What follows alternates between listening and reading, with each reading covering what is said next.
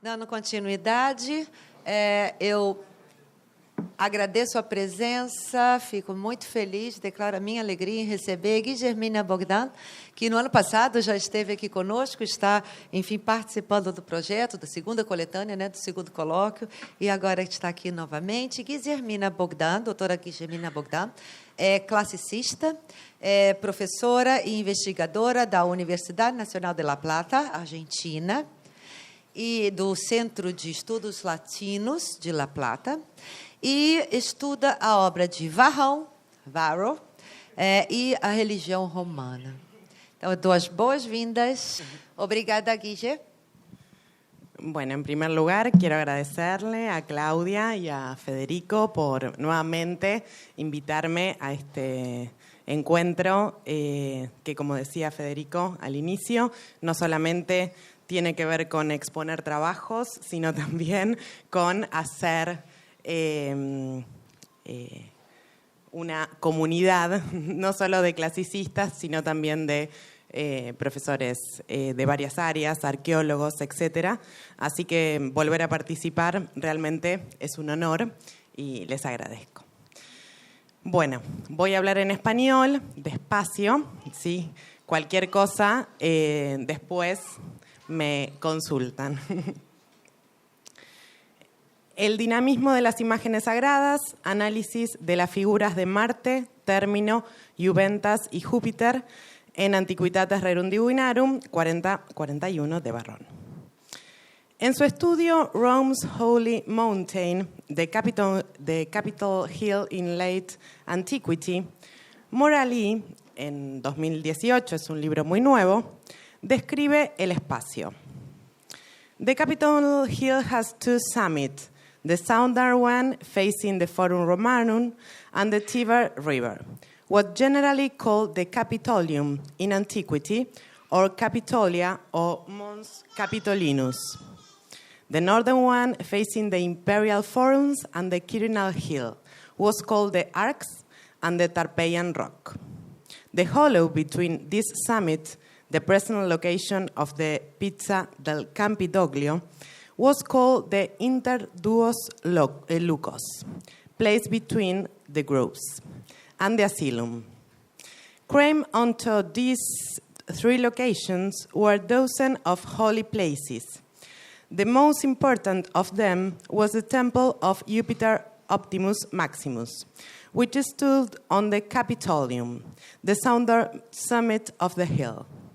The temple was originally dedicated in 509 BC and reconstructed 3 times thereafter, the last time following its construction in 80 CE. There were also a number of other temples, shrines, and altars. The temple of Iuna Moneta was built in the middle of the 4th century BC, and a host of others followed, include those for Fides, Mens, Venus, Erucina, Ops, and Biovis. In the 1st century BC, Augustus dedicated Jupiter Tonans. Domitian dedicated Jupiter Custus in the 1st century CE. And Marcus Aurelius dedicated the temple of Euergesia at the end of the 2nd century. The shrines and altars standing on the hill include those for Terminus, Juventas, Mars, the gens Julia, Faustus Felicitas, Genius Publicus, Venus Vitrix, Fortuna Primigenia, Bellona, Jupiter Sota, and Jupiter Depulsor. There were also places to venerate foreign cults such as Isis, Serapis, Anubis, Harpocrates, Jupiter Africus, Dea Callistis, and Mithras. There were military memorials, treasures, archives, a library, and even a pool. This is the text of Morali. Dicha descripción engloba y enlaza un conjunto de espacios considerados sagrados desde la antigüedad, sin determinar, en algunos casos, con exactitud fechas, muchas de ellas imposibles de señalar.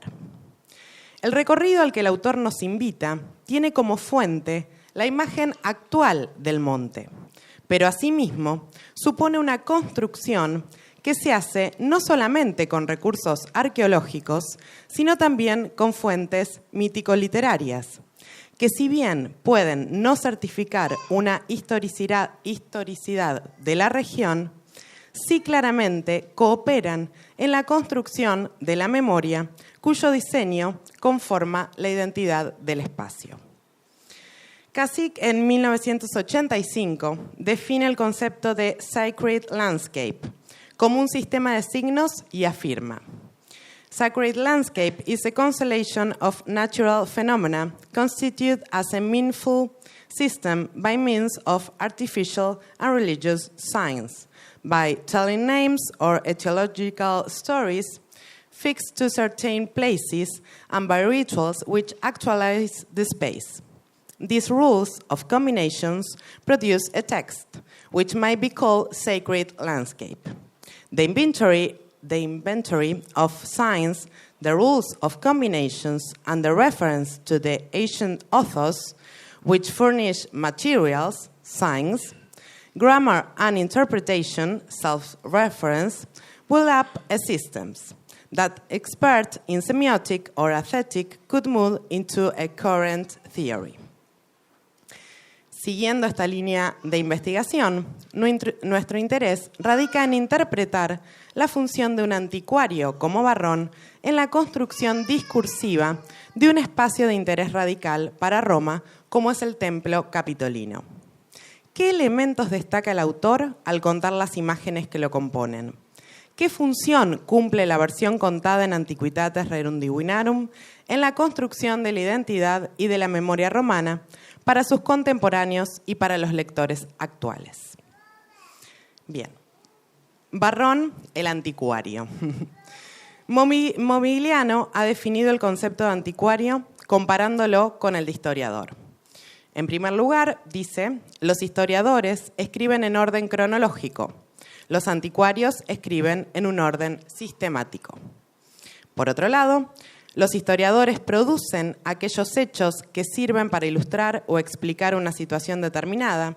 Los anticuarios recopilan todos los elementos que están relacionados con un tema determinado, ya sea que ayuden a resolver un problema o no. Asimismo afirma que con Varrón, Roma estableció un nuevo estándar y quizá también le dio un nuevo nombre a la ciencia Antiquitates. Y fue con él que el carácter sistemático de este tipo de erudición alcanzó la perfección. Por Antiquitates se entiende entonces un estudio sistemático de la vida romana de acuerdo con la evidencia proporcionada por el lenguaje, la literatura y las costumbres. La idea que representa el término Antiquitates ya no funciona para los historiadores, porque la evidencia literaria no resulta suficiente evidencia para afirmar una historia política. Caster define a la investigación anticuaria como una indagación sobre el origen o la naturaleza de prácticas, creencias o instituciones pasadas que no coloquen el resultado de la investigación en una narrativa u otro contexto explicativo más amplio. La respuesta de la investigación a la pregunta ¿qué hicieron los antiguos con respecto a X? O ¿cómo surgió la práctica de Y acerca de X? Se considera satisfactoria en sí misma. Según este autor, la información proporcionada por este tipo de textos no es utilizada más que para indagar o sistematizar ciertos aspectos de la vida antigua. Si bien en el presente estudio coincidimos en la búsqueda de la sistematización por parte de Varrón, dicha definición no abarca todas las proyecciones que el discurso anticuario emite en tanto constructo discursivo que, sin medirse por parámetros de verdad-falsedad, permite desentrañar la imagen formada de los antiguos, tanto sobre sí mismos, para sus contemporáneos, como para el futuro. Rübke, por su parte, afirma que dentro del período de racionalización producido en la República tardía, ya explicado y estudiado en trabajos anteriores, la percepción de un cambio acelerado conduce a intentos de documentar y sistematizar, y por lo tanto, con frecuencia, modificar o inventar la tradición. Para Rübke, Varrón fue aún más radical en su propósito. Recordemos que la religio no se define como una tradición solamente, sino como una institución, algo creado por los humanos. Probablemente los romanos conocían antes de él las antiguas tradiciones religiosas, tenían recuerdos de templos, de juegos, etc. Ahora bien, Varrón va un paso más allá. Si bien la clasificación completa de lo divino en listas interminables de nombres ha sido contingente, no fue simplemente una creación artificial de prácticas de culto. Según Rübke, uno podría reflexionar sobre tales decisiones, incluso podría criticarlas. Pero en un mundo contingente, las decisiones son necesarias, incluso las negativas. Por ejemplo, la expulsión hecha por el autor de algunos cultos. Antes de la era del historicismo, tales decisiones, investidas con la autoridad apropiada y legítima, serían vinculantes a pesar de una posible perspectiva crítica sobre ellas. Romano, por su parte, afirma que Varrón no utiliza el concepto antiquitates en referencia a un límite cronológico determinado. Antiquitates es el instrumento conceptual que le permite viajar atrás en el tiempo, a un proceso que lo ayuda a recuperar en el presente, a través de la derivación y de las genealogías, la continuidad con lo que eran antes, y así fortalecer su presente con su pasado y sus orígenes. Varrón interroga el pasado con las respuestas del presente. El anticuario hace un raconto sistemático rediseñando la identidad de Roma, perteneciendo a los romanos, pero observando como un extraño los sucesos de su propia ciudad. Así reconoce el lugar del otro y el suyo propio y encuentra la propia identidad. En consecuencia, recurre, pero al mismo tiempo construye en la obra. Y Romano habla de una memoria pasiva, como un elemento fundante de la identidad de una comunidad social y política. El estudioso del pasado se mueve con incertidumbre, lleno de dificultades. The darkness of the past. Afirma entonces que construir la memoria es romper las cosas para el olvido, para la oscuridad de un tiempo no histórico. Acordamos con Romano en relación a lo expuesto, pero no así en su definición de memoria varroniana como una memoria pasiva, una memoria que se limitaba a registrar y archivar todo indiscriminadamente. Si esto hubiese sido así, no existiría una construcción de parte del propio autor que relacione o que explique lo narrado, y solo sería un coleccionista de nombres y ritos. Cuestionamos en qué lugar quedarían sus reflexiones sobre la función de las deidades y sus indicaciones sobre las causas de lo narrado. A continuación, analizamos algunos fragmentos del texto para ejemplificar las recientes afirmaciones. Bien, ahora vamos directamente al texto de Antiquitates. Si seguimos la organización que los recopiladores modernos han establecido, especialmente la edición de Cardowns, la estructura de Antiquitates sería un capítulo introductorio, 3 capítulos que se refieren a los hombres, pontífices, augures, quindecenguiri, 3 a los lugares, Saquelaes, Sacraedes, loca religiosa, 3 a los tiempos, feria de ludicircenses, caeniki, y 3 a los sacra, consecraciones, sacra privata, sacra pública. Es decir, hombres, lugares, tiempos y cosas. Pero la especialización del tópico del texto a analizar necesitó de una adición al trabajo usual del autor, y es por eso que finaliza con 3 capítulos sobre los dioses, ciertos, inciertos, principales y selectos. En el marco del primer capítulo, en el fragmento 34, citado en este caso no por San Agustín, sino por Tertuliano, Varrón afirma que hay 2 tipos de dioses, comunes et propii, y comienza a enumerar los dioses haciendo una genealogía de los reyes que lo incorporaron. Esto sí comienza con una cita de San Agustín en 423. Así, Rómulo dio por dioses a Jano, Júpiter, Marte, Pico, Fauno, Tiberino, Hércules. Tito Tasio les añadió a Saturno, Opis, el Sol, la Luna, Vulcano y la Luz. Numa añadió tantos dioses y tantas diosas, tot deos et tot deas. Luego explica que el rey Hostilio introduce, esto en ¿Están, no? Sí, están las citas, sí. Luego explica que el rey Hostilio introduce por nuevos dioses deos novos para tenerlos propicios, propitiandos, al pavor y a la palidez, pavorem atque pallorem. En dicha afirmación encontramos algunos elementos que ejemplifican nuestras consideraciones sobre el labor del anticuario antes mencionados.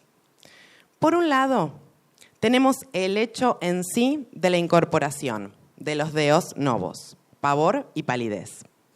Si la tarea del anticuario fuese la construcción de una memoria pasiva, según Romano, como cuestionamos anteriormente, y no buscara más que la recopilación de datos, debería quedarse en ese solo hecho. Pero Varrón, como afirmamos, va más allá de esta simple incorporación y explica por qué se han incorporado como dioses, teniendo a simple vista cualidades negativas. El término propitiandos resulta clave en esta construcción, porque denota la cualidad del texto varroniano, que no se limita a la recolección o ni siquiera a dar una explicación etiológica o en muchos casos etimológica, basada en una etimología muchas veces falsa, como se podría argumentar, sino que construye una razón en la elección del rey, la firma y la guarda, como dice el mismo Varrón, que son guardados y conservados con un cuidado más útil en la memoria de los buenos a través de los libros de esta clase. Esta es una de las citas con las que empieza el texto. Así que él se considera entonces como el resguardador de todo lo que va a narrar. Recordemos las definiciones de memoria, ¿sí? Porque él mismo, o sea, las definiciones actuales de memoria, llevando a lo que él mismo cita, in memoria bonorum, para argumentar nuestro análisis. Según Assmann, existen dos registros del pasado, dos extremos sin centro que corresponden a dos marcos de la memoria distintos. Memoria comunicativa y memoria cultural. Se trata de dos modos de recordar, de dos funciones del recuerdo y del pasado, uses of the past, que hay que distinguir rigurosamente desde el principio, aunque penetren de muchas maneras en la realidad de una cultura histórica. La primera abarca recuerdos relacionados con el pasado reciente. Son recuerdos que el individuo comparte con sus contemporáneos. A diferencia de la comunicativa, la memoria cultural es cuestión de una memotecnia institucionalizada. La memoria cultural es particularmente vulnerable ante las formas politizadas del recuerdo. Los típicos medios de esta forma de memoria son los documentos, los días conmemorativos y sus respectivos festejos y ritos. Es así que podemos considerar a la memoria cultural como un caso especial de memoria comunicativa. En el marco de su estudio sobre memoria romana, Galinsky plantea que la transmisión y la evolución de la memoria cultural puede tomar muchas formas, por ejemplo, la poesía, y no solo en la época romana. En consecuencia, distingue cómo algunos textos dividen las concepciones entre la historia propiamente dicha y sus reflexiones poéticas. Y en este punto se encuentra la distinción muy debatida entre la historia y la memoria. Poemas como Eneida, ejemplifica Galinsky, que es lo que utiliza, no constituye la historia, pero son portadores de la memoria cultural. En este sentido, el texto varroniano se considera también portador de la memoria cultural, en tanto establece, por un lado, hechos, no siempre justificables, y su reflexión o explicación sobre las causas que no entrarían en el marco de la memoria histórica, sino que serían representaciones de la construcción de la memoria cultural romana. Analizamos ahora el episodio que nos concierne para seguir ejemplificando nuestra visión. Luego de la reflexión sobre Hostilio, Varrón relata la elección del Capitolio por parte de Tarquino para el templo de Júpiter. Tienen la cita en latín, yo voy a leer directamente la traducción al español. Los tres dioses, Marte, Término y Juventas, en este caso son tres, quienes no quisieron de modo alguno cederle su lugar al mayor y rey, Pues como el rey Tarquino quiso fabricar el Capitolio en ese lugar y que le parecía más digno y acomodado, observó que estaba ocupado por otros dioses. No atreviéndose a deliberar cosa alguna contra la voluntad de estos, y creyendo que voluntariamente estos cederían ante un dios tan grande y su príncipe, porque allí, donde fue construido el Capitolio, había muchos. A través del augurio, preguntó si querían concederle el lugar a Júpiter, y todos ellos quisieron ceder, todos se fueron, a excepción de aquellos a los que referí: Marte, Término y Juventas. Por esta causa, el Capitolio fue construido de tal modo que quedaron igualmente dentro de él estos tres con señales tan desconocidas que apenas los reconocían los hombres doctísimos. En este primer fragmento sobre el tópico, Varrón describe el hecho mítico que encontramos en diversas fuentes, con algunos elementos comunes y con algunas grandes diferencias. Va a estar en Catón, va a estar en Livio, en Dionisio de Halicarnaso, en Ovidio, en Fastos. Pero van a tener diferencias. Este va a ser la única fuente en la que están estos tres dioses, ¿sí? Juntos. En el caso de Catón está Término, nada más. En el caso de Livio está Término al inicio y en otro episodio está Juventas, o sea, un poco más adelante, cuando vuelve a recordar el Capitolio, habla de Juventas. En Dionisio está Término y Juventas, y en Ovidio está Término. Pero en ninguno están los tres, en ninguno está Marte. Varrón, por su parte, representa a un rey tarquino con un objetivo: construir el Capitolio y consagrárselo a Júpiter, acción que demuestra no solo por este hecho la pietas del rey. Recordemos que, por ejemplo, en el caso de Livio y de Dionisio también, no es un rey que generalmente esté caracterizado de forma positiva, sino también por respetar la decisión de las divinidades que allí estaban, destacando que el espacio elegido ya era un espacio sagrado, que no necesitaría una consagración particular, según esta fuente, pero sí el permiso de las deidades. Siguiendo las reglas para mantener la Pax Deorum, el rey, dice Varrón, per augurium quaesivit, o sea, pregunta a través del augurio. Allí nos encontramos con la respuesta negativa de Marte, Término y Juventas, a quienes el autor caracteriza inicialmente de manera negativa. Utetiam istis tres, intusessent tams obscuris signis, utox vix homines doctissime scirent. Es decir, retoma el hecho mítico, pero nuevamente reflexiona sobre él. En este caso, tam obscuris signis, utox vix homines doctissime scirent, denota que no solo los dioses tienen signos confusos, ininteligibles, oscuros, desconocidos, sino que solo los hombres doctísimos los reconocerían, relacionando el ámbito de la religio con el ámbito del conocimiento y del estudio, y fundamentando su papel, una vez más, como portador de ese conocimiento para los que les sea complejo interpretar la función de estos tres dioses. Función que explicará en el siguiente fragmento.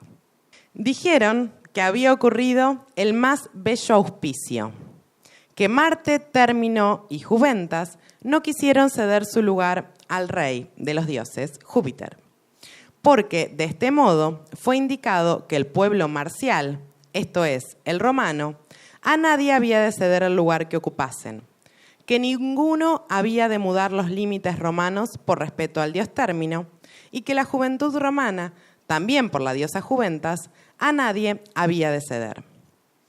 El fragmento no solo explica la causa de la inmovilización de las imágenes divinas, sino también transforma el obscuris signis desde dos esferas.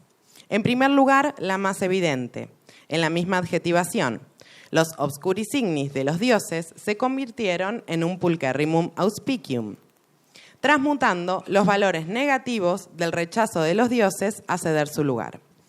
En segundo lugar, él es el que explicará el superlativo pulcherrimum, por lo que la oscuridad de las respuestas de los dioses serán iluminadas por su explicación sobre el augurio recibido. Nuevamente, la esfera religiosa será conectada con el conocimiento que nace de la explicación del superlativo. A continuación, Varrón enumerará 3 características del pueblo romano que definirán su identidad. La elección de Marte de quedarse se debe a que su pueblo, el marcial, nunca cederá su lugar ante nadie. Se interpreta también de esta afirmación que incluso ante pueblos poderosos, representados metafóricamente por el intento del desplazo ante Júpiter. El dios término representaría los límites que no serán desplazados, y para ello Varrón utiliza el verbo conmovere, que puede aludir a un movimiento de forma violenta y que responde a la protección de ser conquistados. Por último, Juventas representa a la juventud romana, que será quien protegerá los límites del posible ataque. Por lo que Roma está protegida por, en primer lugar, sus raíces provenientes de Marte, quien podría estar representando incluso al Mos Maiorum en cuanto a tradición, Martiam Gentem y Dest Romanam. En segundo lugar, los límites protegidos por término que impedirían una pérdida de territorio, pero interpretamos que propiciarían la expansión y la conquista. Y 3, la caracterización del pueblo, que no se rendirá gracias a la fuerza propiciada por Juventas. Para Assmann, el mito es la referencia, preferentemente narrativa, del pasado, desde donde se proyecta luz sobre el presente y el futuro. Esta referencia del pasado está típicamente al servicio de 2 funciones aparentemente contrapuestas. La primera función del mito tiene el calificativo de fundante. La otra función podría calificarse de contrapresente.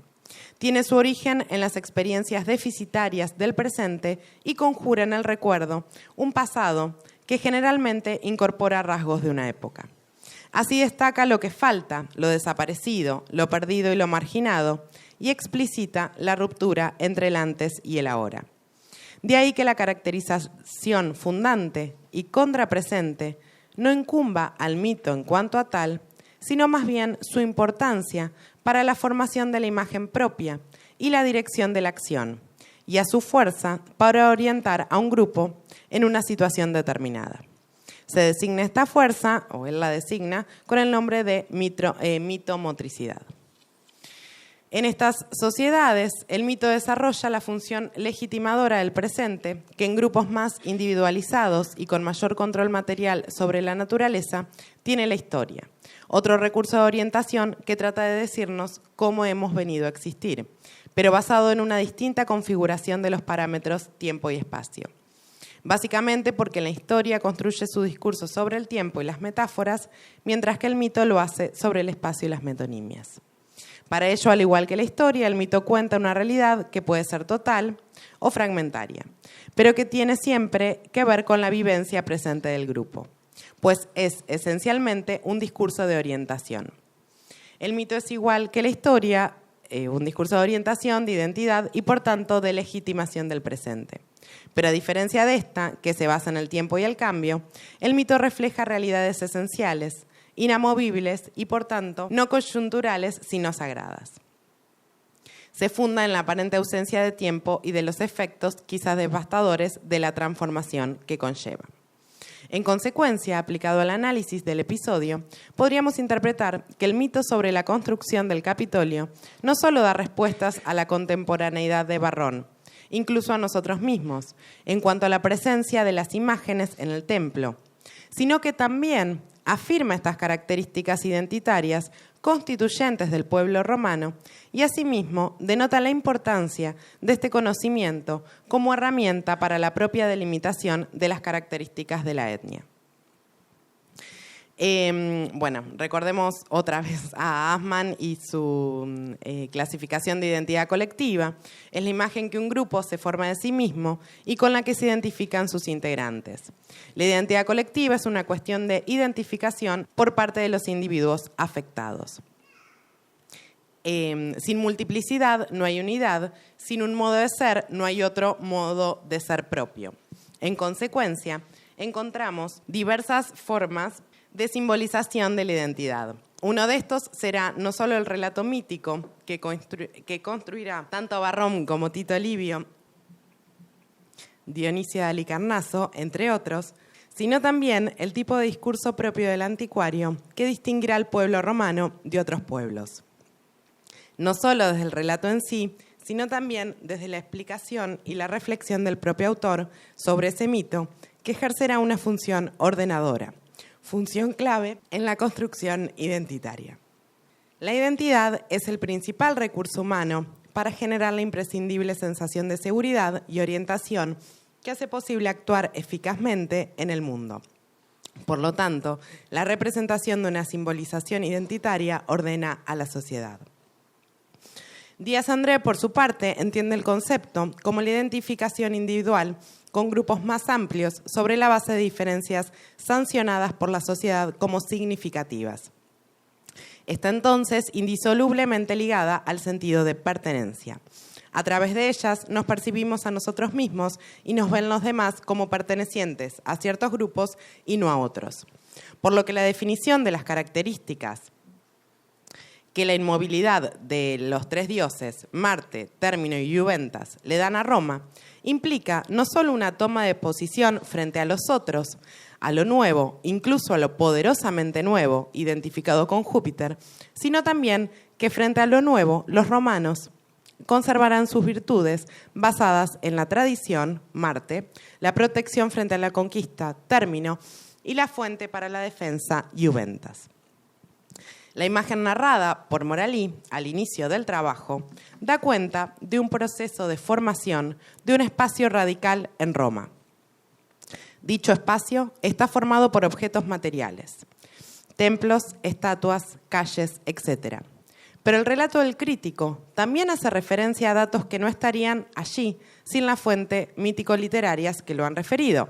En particular, los templos de estas tres deidades que solo son nombradas por Varrón. La explicación de la construcción de estos espacios, que forman un sistema de signos, según Kansink, integrados no solo por la materialidad, sino también por lo discursivo, proveniente tanto de las escrituras encontradas en piedras como de los textos antiguos que describen estos lugares, construyen un tipo de lectura que enlaza y crea una imagen de lo que podría haber sido y significado ese espacio en un momento determinado y qué significa ese espacio hoy, una vez construida esa memoria cultural romana a través de todos estos aspectos.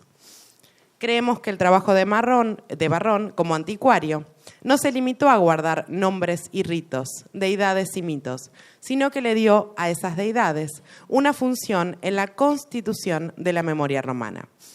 Marte, Término y Juventas, e incluso el poder de Júpiter, en el ejemplo que analizamos, le permitieron al autor cuestionar y destacar ciertos rasgos del pueblo romano que constituían y constituirán su identidad, tanto para sus contemporáneos como para nosotros. Muchas gracias y disculpas.